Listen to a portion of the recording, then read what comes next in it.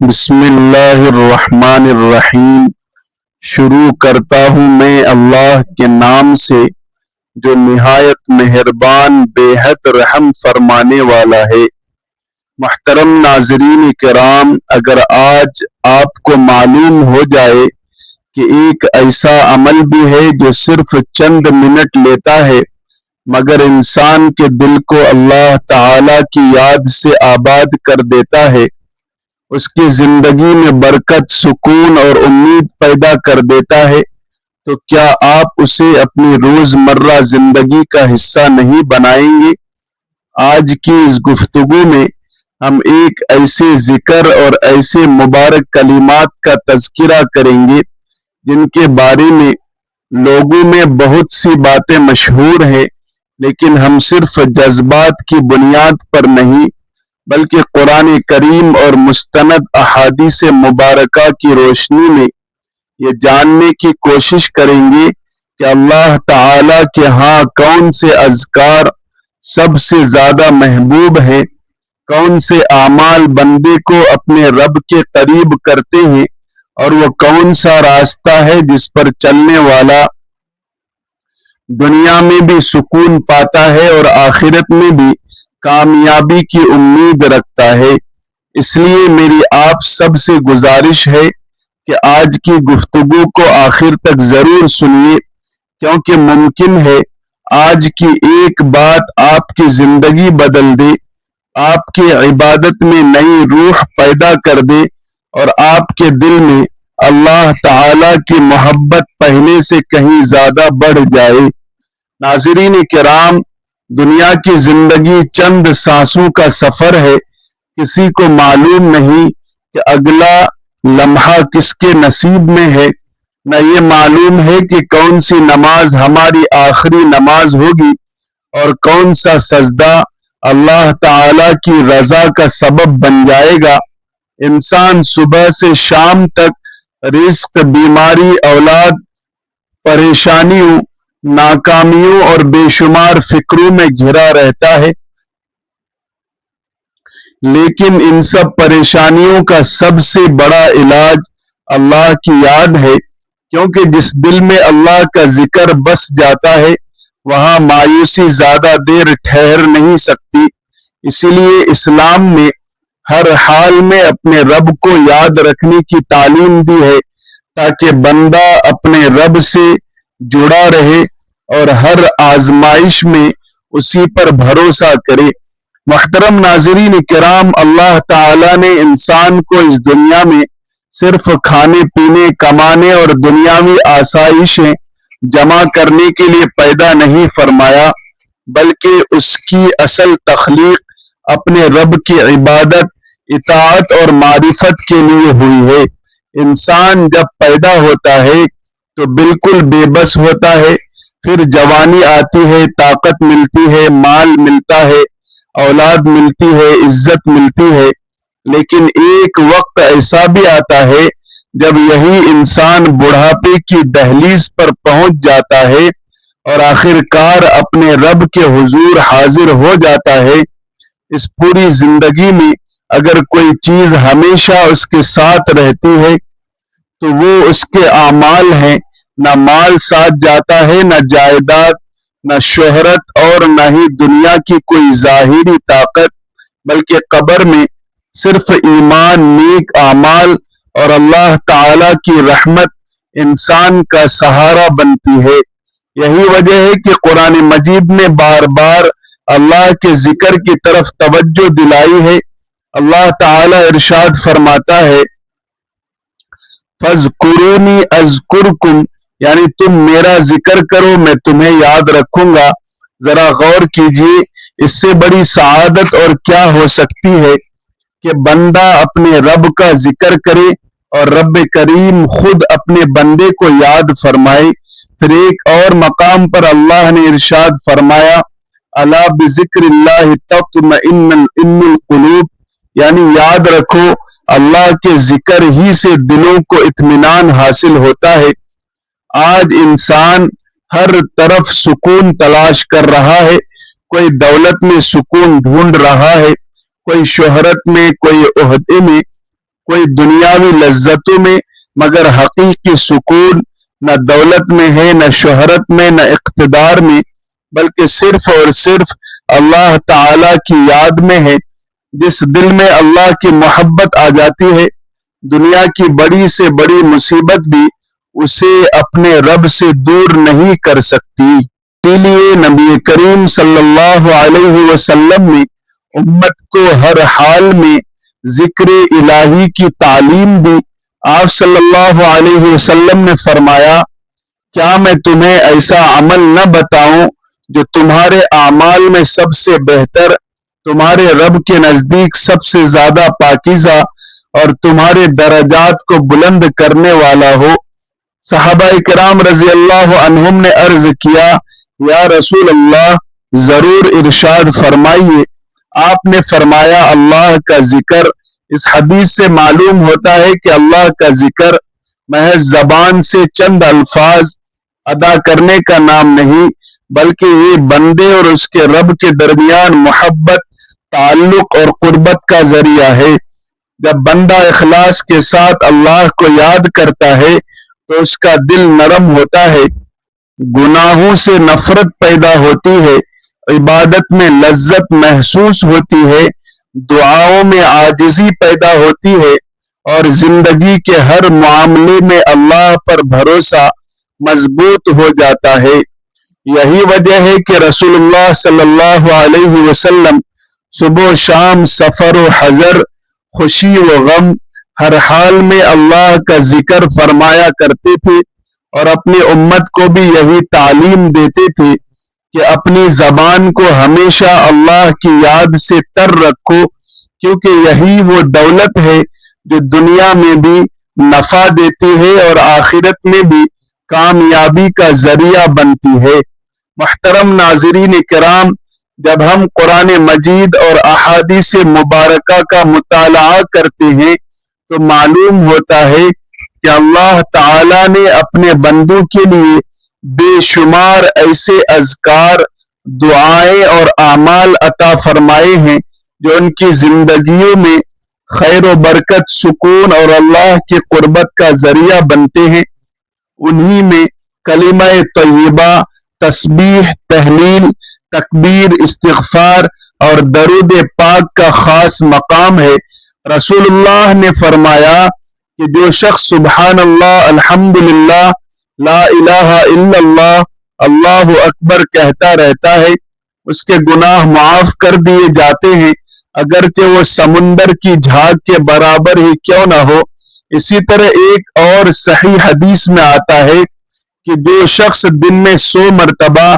لا الہ الا اللہ وحدہ لا شریک لہ،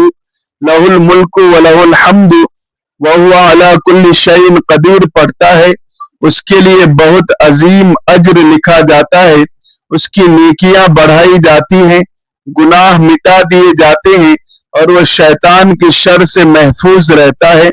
اسی طرح نبی کریم صلی اللہ علیہ وسلم نے فرمایا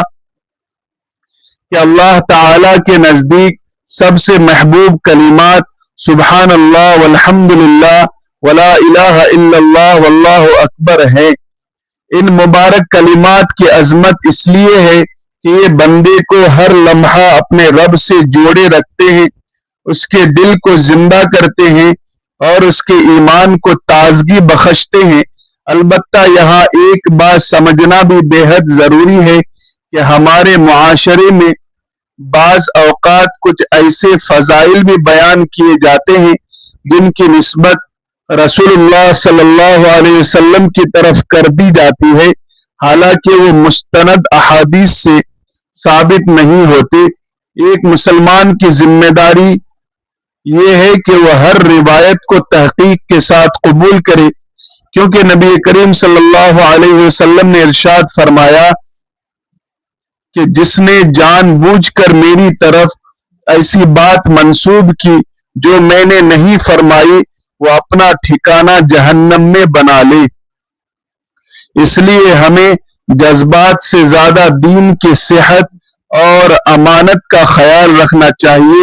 اس کا ہرگز یہ مطلب نہیں کہ ذکر الہی کی فضیلت کم ہو جاتی ہے، بلکہ حقیقت یہ ہے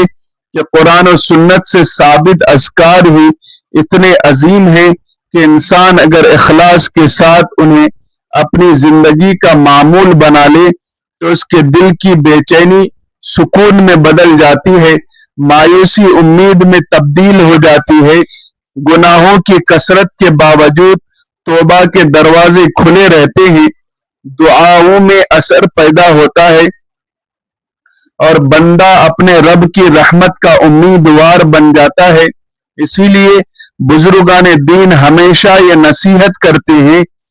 کہ اپنی زبان کو اللہ کے ذکر، استغفار اور درود پاک سے کبھی خالی نہ رہنے دو، کیونکہ جو زبان اللہ کو یاد کرتی ہے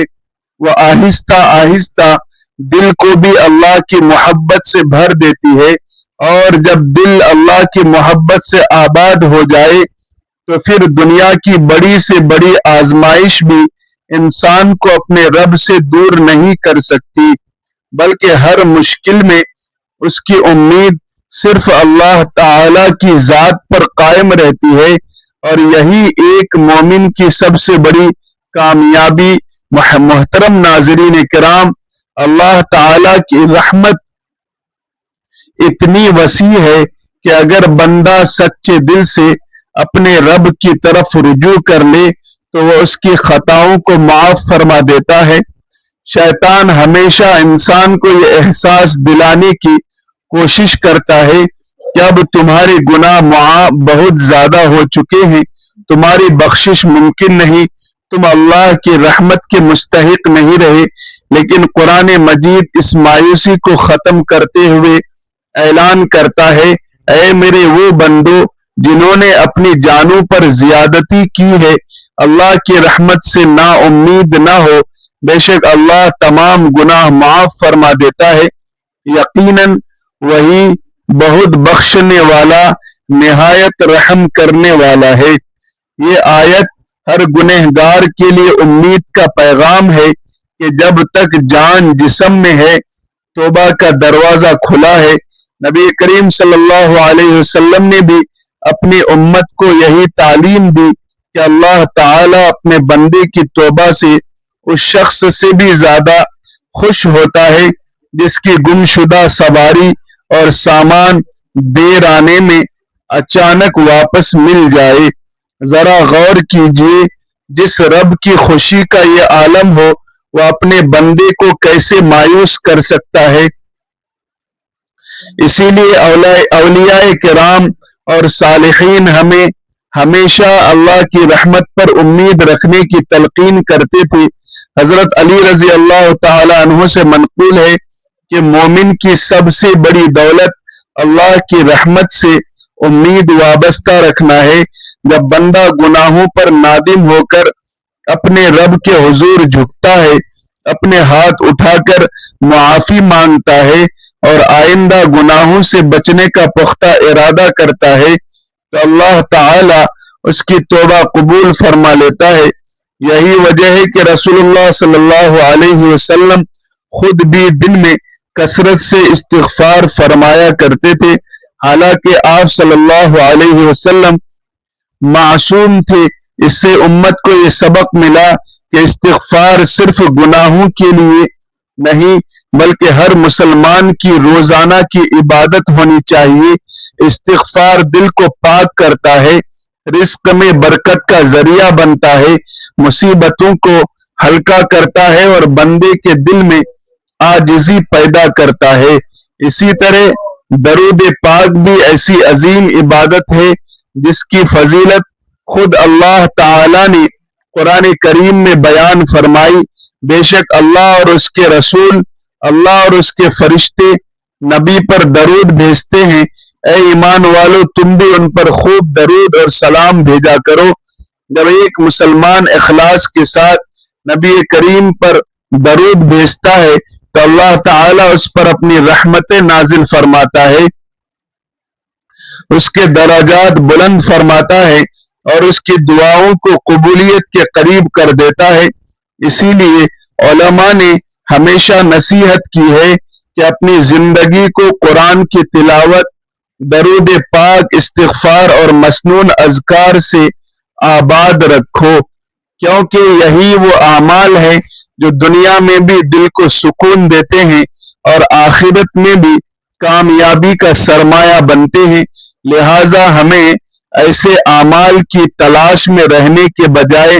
جن کے فضائل ثابت نہ ہوں، ان اعمال کو مضبوطی سے اختیار کرنا چاہیے جن کی عظمت خود قرآن و سنت نے بیان فرمائی ہے۔ یقین جانیے اگر ایک مسلمان اخلاص کے ساتھ 5 وقت کی نماز کی پابندی کرے، قرآن سے اپنا تعلق مضبوط کرے، صبح و شام کے مسنون اذکار پڑھے، کثرت سے استغفار کرے، نبی کریم صلی اللہ علیہ وسلم پر درود بھیجے اور ہر حال میں اللہ تعالی کو یاد رکھے، تو یہی اعمال اس کی زندگی کو نور سے بھر دیتے ہیں، اس کے دل کو اطمینان عطا کرتے ہیں، اس کی مشکلات میں آسانی کا سبب بنتے ہیں اور اسے اپنے رب کی رحمت کے مزید قریب کر دیتے ہیں۔ یہی وہ راستہ ہے جس پر چل کر صحابہ کرام رضی اللہ عنہم نے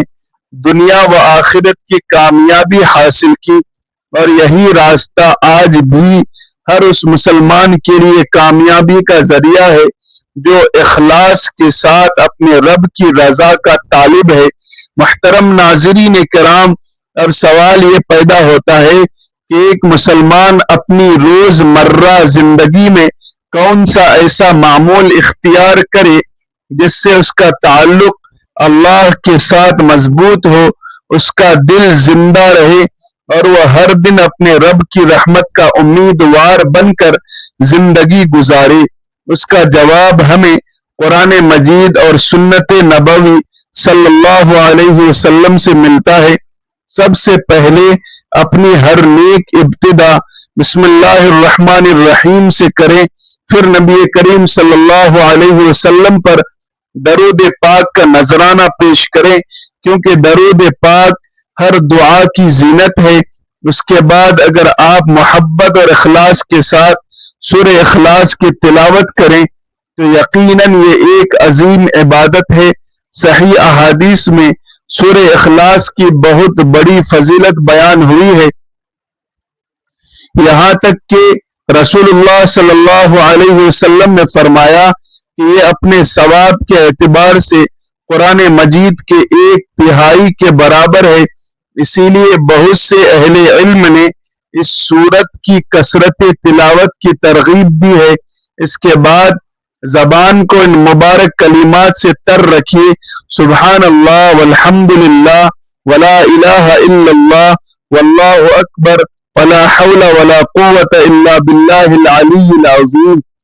یہ وہ مبارک کلمات ہیں جو اللہ تعالیٰ کو محبوب ہیں، میزان اعمال کو بھاری کرتے ہیں اور بندے کے ایمان کو تازگی بخشتے ہیں۔